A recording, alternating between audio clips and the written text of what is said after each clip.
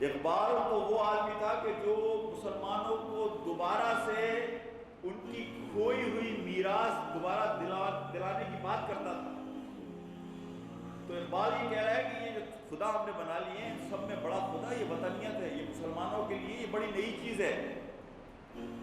میں پاکستانی ہوں، میں سعودی ہوں، یہ 1924 سے پہلے یہ کوئی تصور نہیں تھا۔ ایک امت تھی، وہ شام کا مسلمان ہو، وہ مصر کا مسلمان ہو، وہ افغانستان کا مسلمان ہو، وہ پاکستان، ایک امت تھی۔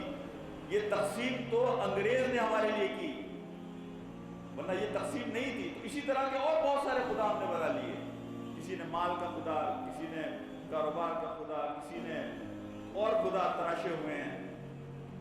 تو یہ کلمہ لا الہ الا اللہ کا پہلا حصہ ہے تمام خداؤں سے ہاتھ اٹھا کر ایک خدا کی خدائی میں اپنے آپ کو دینا۔ آپ کبھی کسی ایسے بندے سے ملے ہیں کہ جس نے کلمے کی اس حقیقت کو سمجھا ہو اس حصے کی؟ آپ یقین کریں کہ اگر آپ اس فرد سے ملیں گے تو آپ دیکھیں گے کہ اس کی یہ دنیا کی زندگی بھی جنت ہے۔ آپ یہ دیکھیں گے کہ اس کی زندگی میں وہ سکون ہوگا کہ عمر تلمسانی صاحب نے ایک جگہ کتاب اپنی جو ہے حضرت عمر پہ جو کتاب لکھی گئی، اس کتاب میں انہوں نے ایک بات لکھی، یہ تو میں آپ سے مردہ کی بات کر رہا ہوں۔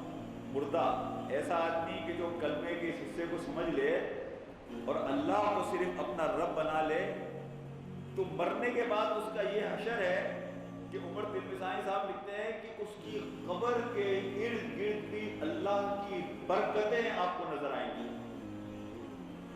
تو اس کی زندگی میں اگر آپ اس کے قریب جا کے بیٹھیں گے تو آپ کو محسوس ہوگا۔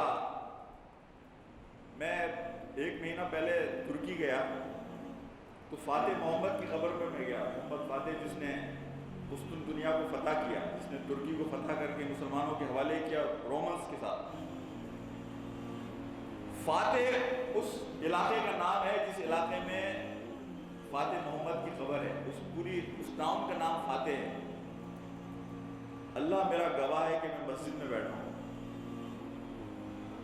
کہ اس کی قبر پر کھڑے ہو کر آپ کو یہ محسوس ہوگا کہ یہ اللہ کا وہ نیک بندہ تھا کہ جس نے زندگی کا مقصد سمجھ کر اپنا کام کیا اور اس دنیا سے چلا گیا، اور اللہ سبحانہ و تعالیٰ نے اس کی زندگی کے کام کو اور اس کے مقصد کو قبول کر لیا۔